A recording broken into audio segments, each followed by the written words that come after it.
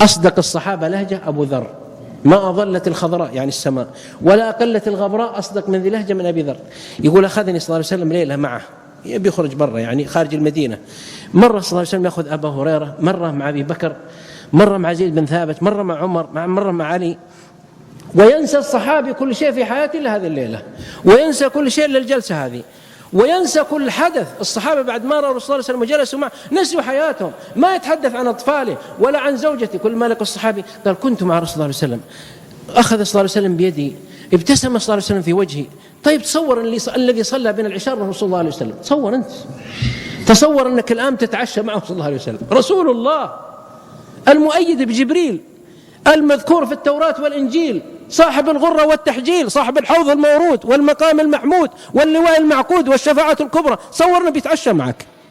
فأخذ أبو ذر، قال أبو ذر في الصحيحين فمشيت مع رسول الله صلى الله عليه وسلم في ضوء القمر، وإذا برسول الله صلى الله عليه وسلم المشوار لمقابلة جبريل خارج المدينة يعني في الضاحية، قال فمشيت في ضوء القمر، قال صلى الله عليه وسلم انتظر هنا، قال فانتظرت، قال لا تتجاوز هذا المكان، يعني خط له صلى الله عليه وسلم دائرة، قال مكانك، قال فبكيت، قال وإذا برجل في ظل القمر يكلم الرسول صلى الله عليه وسلم، يقول رجل ما يقول فجأة وإذا برجل واقف، أنا كنت وحدي مع الرسول صلى الله عليه وسلم ما في أحد ثاني زار، وشوية وإذا الرسول صلى الله عليه وسلم واقف معه رجل، قال واسمعوا يحدث ويحدث ويحدث ويحدث، فأتى في يقول أبو ذر يا رسول الله طلت علي يعني خفت عليك يوم طلت، من هذا؟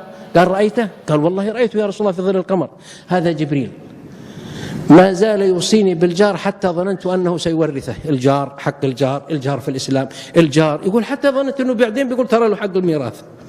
وأتاني جبريل يبشرني، يقولوا قال بما بشرك يا رسول الله؟ وأبو ذر حاد وعجور رضي الله عنه محتد وحساس، قال بشرني أنه من مات من أمتي يشهد أن لا إله إلا الله وأني رسول الله، قال فبشره بالجنة. اللهم صل على محمد صلى الله عليه وسلم. جزا الله جبريل عنا وجزا الله محمد صلى الله عليه وسلم، اللهم اجعلنا من ذلك، اللهم اجعلنا من نشهد لا اله الا الله وان محمد رسول الله. قال ابو ذر فاخذوا الحماس وان زنى وان سرق يقول ابو ذر شوف السؤال داخل كذا، قال صلى الله عليه وسلم وان زنى وان سرق، قال وان زنى وان سرق في البخاري مسلم، قال وان زنى وان سرق، قال وان زنى وان سرق، قال صلى الله عليه وسلم وان زنى وان سرق على رغم انف ابي ذر، يقول على رغم انفك رضيت الان رضيت ولا ما رضيت؟ يقول على رغم أنفك، نعم طبعا، لأن قالوا العلماء إذا تاب إلى الله وأناب، لأن عنده التوحيد ومصيره إلى الله، وفي الأخير إن مصير أهل الكبائر إلى الله يغفر ذنبهم، واحد مؤمن خلاص. فبشرى، شوف هذه البشرى في الليل. أتى أبو ذر كان يبكي أبو ذر بعد موت الرسول صلى الله عليه وسلم، فيقول كذا على أنفه وين رغم أنف أبي ذر فيبكون الناس، يعني يتذكر هذه اللقطة من الرسول صلى الله عليه وسلم المعلم الكبير 3 مرات. طيب اقبل البشرى، قال وإن زنى وسرق، قال وإن زنى وسرق، قال وإن زنى وسرق، قال وإن زنى وسرق، قال وإن زنى وسرق، قال على رغم أنف أبي ذر. طبعا وش تبغى يعني من كلامي هذا ليس من الحديث، هذه وقفة. متى قال صلى الله عليه وسلم؟ قالها في الغار والموت حوله. إذن أنا جيت أقول لكم اليوم لا تحزن إن الله معنا، كلنا والله نفس أهل الظروف اللي عندكم، ذنب ذنب، خطيئة خطيئة، تقصير تقصير، ما أحد سالم، ليس ما الدنيا هذه لا تضمن، ما في ضمان. تدري متى تضمن الراحة؟ تدري متى ترتاح؟ إذا وضعت رجلك اليمنى في الجنة. قال عبد الله بن إمام أحمد ابن إمام أهل السنة والجماعة أحمد بن حنبل، قال له يا أبتاه متى يرتاح المؤمن؟ قال إذا وضع رجله اليمنى في الجنة، قبل ذلك لا. حتى إذا دخل المؤمنون، أسأل الله لنا ولكم الفردوس الأعلى، قالوا يدخلون شوف بلهفة، يعني أعوذ بالله معذبين في الدنيا ومشاكل وموت وتشريد وقتل ومسجونين بعض أقاربهم ومعذبين، الحمد لله الذي أذهب عنا الحزن، يقولون في الجنة. هذه هو الكلمة، يدخلوا في الجنة تشوف غرفك، الحمد لله الذي أذهب عنا الحزن. متى؟ سؤال ثاني، في أي لحظة قال آدم ربنا ظلمنا أنفسنا وإن لم تغفر لنا وترحمنا لنكن من الخاسرين؟ أبونا آدم، أمنا حواء. أنت ترى إذا افتخرت علي ولا أنا افتخرت عليك، ترى الأصل واحد، نعود هناك أبيض أحمر أصفر بنفسجي، أمير وزير كبير صغير عامل بسيط، ترى الأب واحد، ترى الأم واحدة. بس بعض الناس دخل علينا شجرات يهددنا بها، شجرة أنساب على يساره، تجده ما يصلي في الفجر ولا يركع ركعة، كل ما قال أنت تراني من آل فلان ومن قبيلة آل فلان ومن طيب وش سويت؟ وثم ماذا؟ أبو لهب أكثر من نسبا عم الرسول صلى الله عليه وسلم في نار تلظى. طيب أبو جهل مخزومي، أبو جهل مخزومي من سادات مكة الكبار، في نار تلظى. بلال عامل بسيط قصره كالرباب السحابة البيضاء في الجنة، هو رفيق الرسول صلى الله عليه وسلم. حتى عمر رضي الله عنه إذا جاء مجلس الشورى يدخل سادات قريش يأخرهم هناك، يجلسوا هناك برا خارج.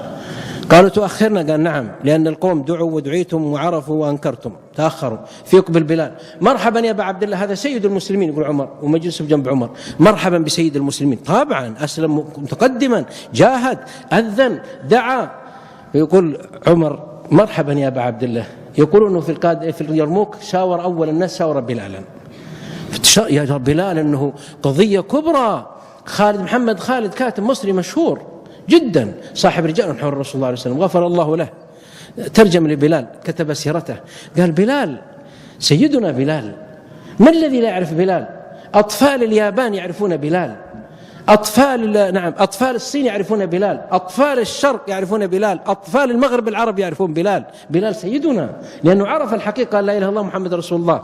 لذلك قلت ولا تحسب الأنساب تنجيك من لظى، ولو كنت من قيس وعبد مداني، أبو لهب في النار وهو ابن هاشم وسلمان في الفردوس من خراساني. متى تقول، اسمع، متى تقول ربنا ظلمنا أنفسنا وإن لم تغفر لنا؟ متى تقول هذه المسألة؟ متى تقول ربنا ظلمنا أنفسنا، ارتكبنا سيئة؟ وإذا ارتكبت سيئة مثل أبوك، يقول الغزالي صاحب الإحياء إذا أخطأت فتب مثل ما تاب آدم، فإنه أخطأ وتاب، ومن يشابه أبه فما ظلم، وتلك شنشنة نعرفها من أخزم. ومن يشابه أبه فما ظلم. عربي عنده جمل صغير فأخذ جمل يشنشن له صوت يهدر هدير، قالوا له الناس وش جملك هذا يهدر؟ قال هذه شنشنة نعرفها من أخزم، أبوه اسمه أخزم فجاء مثله، فمن يشابه أبوه فما ظلم. يقول أنت مثله طبعا، لكن آدم لما أخطأ تاب إلى الله، أكل من الشجر، قال ربنا ظلمنا أنفسنا وإن لم تغفر لنا وترحمنا لنكون من الخاسرين. أخي إذا أخطأت مباشرة قل استغفر الله الذي لا إله إلا هو الحي القيوم وتوب إليه، توضأ وصلي ركعتين. وبشركم بحديث في مسند أحمد صحيح وفي السنن، احفظوه، عن من؟ عن أبي الحسن أمير المؤمنين علي بن أبي طالب رضي الله عنه. أبو الحسن، الله أبو الحسن هذا، وش أحسن صفات علي؟ الرسول صلى الله عليه وسلم أعطاه الراية في خيبر، هذا استطراد، ترى ما ذكر إنك نسيبي، يعني هو متزوج فاطمة طبعا، ولا قال إنك ابن عمي، ولا قال إنك هاشمي، هو هاشمي، هو سيد بني هاشم بعد الرسول صلى الله عليه وسلم. نعم والله عم، يحب الله ورسوله ويحبه الله ورسوله. قال لأعطينا الراية غدا رجل يحبه الله ورسوله يحب الله ورسوله، بس هذه أكبر صفة لعلي. علي روى الحديث قال قال كان الصحابي إذا حدثني، قال كان الرجل، يقول علي في المسند كذا نصه، كان الرجل إذا حدثني عن الرسول صلى الله عليه وسلم استحلفته، فين حلف صدقته. ما يقبل علي، متأكد. يجي واحد صحابي، يجي واحد يقول قال الرسول صلى الله عليه وسلم، قال علي وقف احلف، قال والله الذي لا إله إلا هو سمعت. يجي واحد عربي قال احلف، قال وحدثني أبو بكر الصديق، قال وصدق أبو بكر. من بيتحلف أبو بكر؟ الله صدق من السماء. الله قال والذي جاء بالصدق وصدق به. ما الذي جاء بالصدق؟ الرسول صلى الله عليه وسلم. ما الذي صدق به؟ أبو بكر أول واحد. أبو بكر صدق الملائكة، صدقه الله سبحانه وتعالى. حسبي الله على من يطعن في عدالة أبي بكر. أو علي رضي الله عنه يزكيه، يقول صدق أبو بكر. يقول أبو بكر سمعت النبيكم صلى الله عليه وسلم قال ما من عبد يذنب ذنبا كبير صغير فيتوضأ فيصلي ركعتين فيستغفر الله من ذاك الذنب إلا غفر الله له. رواه أحمد في المسند وسنده صحيح، وهو حديث ثابت. إذن اللحظة الحاسمة في حياتك لحظة الذنب. والذين إذا فعلوا فاحشة أو ظلموا أنفسهم ذكروا الله فاستغفروا لذنوبهم ومن يغفر الذنوب إلا الله ولم يصروا على ما فعلوا وهم يعلمون. وبشركم بشيء، الله اللي يوم ذكرها الفاحشة هنا تدري ماذا وعدهم به؟ عطفهم على من؟ يقول وسارعوا إلى مغفرة من ربكم وجنة عرضها السماوات والأرض عدت للمتقين. هذا مدح فيهم. أهل الفردوس الأعلى. اسمع الآن من هم؟ الذين ينفقون في السراء والضراء، في الفقر، في الغنى، في الشدة، في الرخاء. الذين ينفقون في السراء والضراء والكاظمين الغيظ والعافين عن الناس والله يحب المحسنين. والذين إذا فعلوا فاحشة أو ظلموا أنفسهم ذكروا الله فاستغفروا لذنوبهم ومن يغفر الذنوب إلا الله ولم يصروا على ما فعلوا وهم يعلمون. اسمع الجزاء، ما قال بستغفر لهم. أولئك جزاؤهم مغفرة من ربهم وجنات تجري من تحت الأنهار خالدين فيها ونعم أجر العاملين.